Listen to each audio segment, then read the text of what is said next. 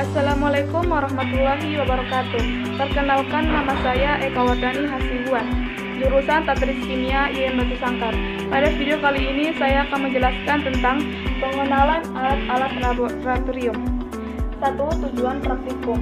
Tujuan praktikum yang pertama, mahasiswa mengetahui alat-alat yang ada di laboratorium kimia serta fungsinya. Yang kedua, mahasiswa mampu menggunakan alat-alat kimia dengan baik. Agar dalam proses pelaksanaan eksperimen di laboratorium berjalan dengan lancar, kita harus menggunakan alat-alat laboratorium yang lengkap dan berstandar.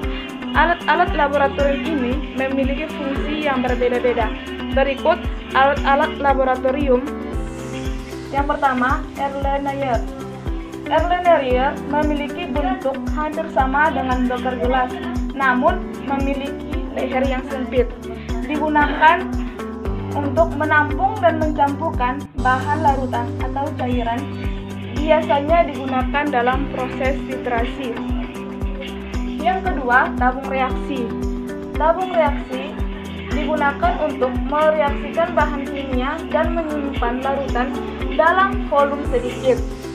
Memiliki kapasitas mulai dari 4 ml, 10 ml, 14 ml, 16 ml, 19 ml, 31 ml, 55 ml, dan 75 ml. Yang ketiga, propipet. Propipet ini terbuat dari karet. Digunakan untuk memompa larutan agar keluar dan masuk pada pipet volume.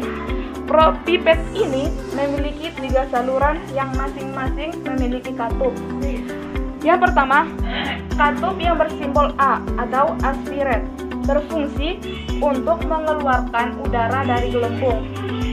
Katup yang bersimbol S atau suction merupakan katup yang jika ditekan maka cairan ujung pipet akan tersedot ke atas. Yang ketiga, katup simbol E atau exhaust yang berfungsi untuk mengeluarkan cairan dari pipet ukur atau pipet volume.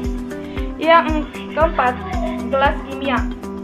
Gelas kimia digunakan untuk menampung dan mencampurkan bahan kimia dengan skala besar dan kecil.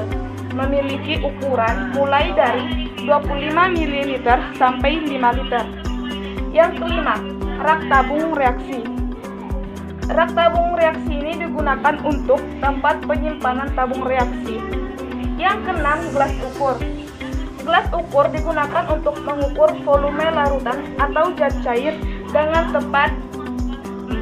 Memiliki ukuran mulai dari 10 ml, 25 ml, 50 ml, dan 100 ml. Kemudian alat-alat laboratorium yang ketujuh, pembakaran spiritus. Pembakaran spiritus digunakan sebagai alat pembakar berbentuk bulat labu, kaca berisi alkohol, spiritus, atau sejenisnya yang dinyalakan dengan korek api. Di ujungnya memiliki sumbu. Yang kedelapan, statif dan penjepit. Statif dan penjepit ini digunakan merupakan serangkaian alat yang digunakan untuk menopang alat kimia lainnya. Yang 9, labu ukur. Labu ukur ini digunakan untuk mengencerkan zat tertentu hingga batas leher labu ukur. Memiliki ukuran 5 ml hingga 5 liter. Yang ke-10, pipet tetes. Pipet tetes ini digunakan untuk mengambil larutan dalam volume sedikit. Yang 11, corong. Corong ini digunakan untuk membantu memasukkan larutan ke dalam gelas kimia supaya tidak tumpah. Yang nomor 12, timbangan elektrik. Timbangan elektrik ini digunakan untuk menimbang atau mengukur massa gas secara tepat. Yang nomor 13, pipet gelas. Pipet gelas ini terbuat dari gelas memiliki skala dan volume tertentu mulai dari 1 ml, 3 ml, 5 ml, dan 10 ml. Yang nomor 14, pipet volume atau pipet gondok. Pipet gondok ini berbeda dengan pipet gelas. karena pada pipet gondok ada yang membesar di tengah, sedangkan bagian ujungnya runcing. Memiliki volume tertentu yang tepat dan teliti, mulai dari 1 ml, 5 ml, 10 ml, dan 25 ml. Kemudian alat-alat laboratorium yang ke-15, corong pisah. Corong pisah digunakan untuk memisahkan larutan yang berbeda. Yang 16, kaca arloji. Kaca arloji ini digunakan untuk menimbang zat padat atau serbuk yang mudah menguap. Yang 17, cawan porselin. Cawan porselin memiliki volume tertentu mulai dari 40 ml, 50 ml, 60 ml, 75 ml, dan 100 ml. Digunakan untuk menimbang suatu zat cair dan memanaskan suatu sampel yang ingin direaksikan. Yang nomor 15, buret. Buret ini memiliki volume ada skala tertentu mulai dari 25 ml dan 50 ml. Buret ini adalah sebuah alat gelas laboratorium yang berbentuk silinder yang memiliki garis ukur dan sumbat keran pada bagian bawahnya. Digunakan untuk meneteskan sejumlah reagen cair dalam eksperimen yang memerlukan presisi seperti pada eksperimen titrasi. 19, plat tetes. Plat tetes ini adalah alat yang digunakan untuk melihat hasil endapan atau warna suatu reaksi.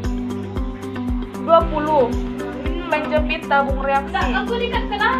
Penjepit tabung reaksi terbuat dari kayu. Digunakan untuk menjepit tabung reaksi saat proses pemanasan. Bisa juga menjepit kertas dan benda-benda lab lainnya. Kemudian nomor 21, mortar dan pestle. Digunakan untuk menghancurkan atau menghaluskan suatu bahan atau zat yang bersifat padat. 22, kawat kasa.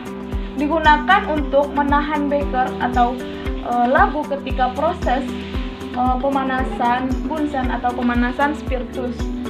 Kawat kasa ini ditopang oleh kaki 3 pada bagian bawahnya untuk membuat proses pemanasan berjalan maksimal. Nomor 23, batang pengaduk. Batang pengaduk ini digunakan untuk mencampurkan cairan dengan bahan kimia untuk keperluan praktek di laboratorium. Batang pengaduk ini terbuat dari kaca pejal, borosilikat atau pirex. Ukurannya hampir sama dengan sedotan minuman. Nomor 24, labu destilasi atau penyulingan. Digunakan untuk memisahkan suatu larutan ke dalam masing-masing komponen. 25, kondensor. Kondensor ini digunakan untuk mendinginkan cairan panas dengan mengembunkan uap. Berbagai jenis kondensor.